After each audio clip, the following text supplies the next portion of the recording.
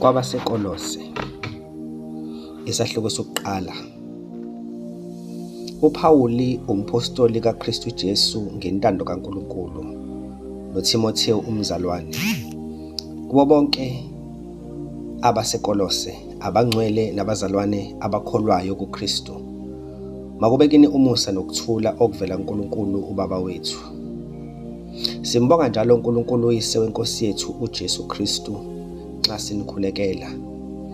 Lokhu sizwile ngokukholwa kwenu kuKristu Jesu nangothando eninalo kubo bonke abangcwele, ngenxa yethemba enibekelwe lona ezulwini enezwa ngalo ngaphambili ngezwi leqiniso levangeli elifikile kini njengalokhu likhona ezweni lonke, lithela isithelo, landa, njengokuba kanjalo naphakathi kwenu kusukela osukwini enezwa ngalo, nazi umusa kaNkulunkulu ngeqiniso. Njengalokho nafunda ku-Ephafra, othandekayo oyinceku kanye nathi, oyisikhonzi esithembekayo sikaKristu ngenxa yenu, okungaye futhi wasitshela ngothando lwenu ngomoya. Ngalokho nathi kusukela osukwini esezwa ngalo, asiyeki ukunikhulekela nokunxusela ukuba nigcwaliswe ngokwazi intando yakhe, ngokuhlakanipha konke nokuqonda okungokomoya.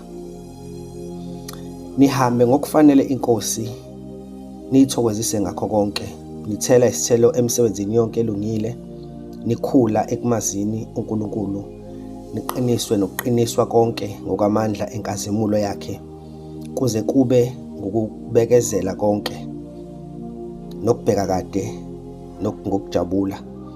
Nibonga uyise owanenza nifanele isabelo sefa labangcwele ekhanyeni, owasikhulula emandleni obumnyama wasibeka embusweni wendodana yothando lwakhe, okukuyo sinokuhlengwa ukuthethelelwa kwezono.